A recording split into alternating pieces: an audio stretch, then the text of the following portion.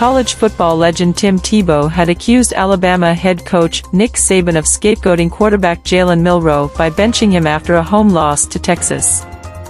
In a sloppy 17-3 victory over South Florida on Saturday, it became clear that the Crimson Tide's problems indeed run deeper than who's taking snaps.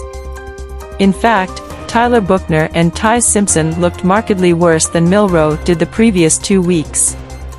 Number 10 Alabama's offensive line gave up 5 sacks, while Buchner and Simpson combined to go 10 of 23 passing for 107 yards and no touchdowns the entire game.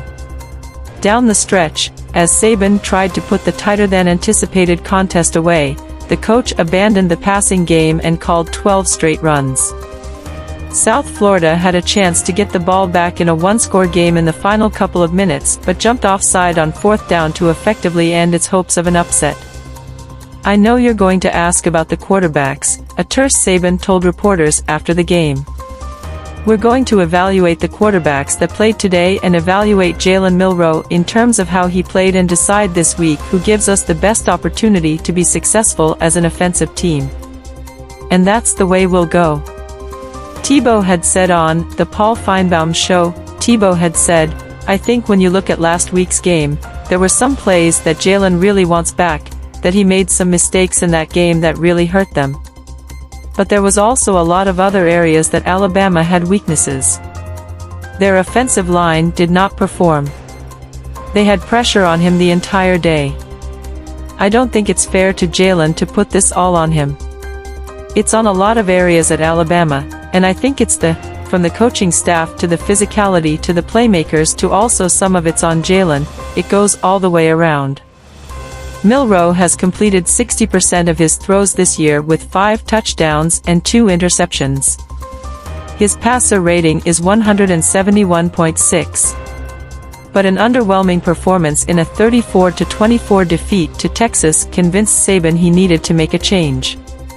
Even when he decided to bench Milroe's replacement, Buchner, midway through the rain-soaked game against South Florida, he still steered clear of the 20-year-old, putting in Simpson instead. The Crimson Tide weren't the only SEC team to survive a scare in Week 3, as top-ranked Georgia took most of its game against South Carolina to pull away. However, SEC West rival LSU bounced back by destroying Mississippi State in style, and other national powerhouses held serve. Alabama has reached the national championship with 1 loss before, but no program has ever been to the college football playoff with 2 defeats. That likely means Saban's squad will need to run the table in the regular season and win the SEC title game, with Georgia expected to be on the opposite sideline. Saban did not immediately determine a starting quarterback for next weekend against Ole Mississippi. The Rebels look like the Crimson Tide's foremost SEC West threat outside of LSU.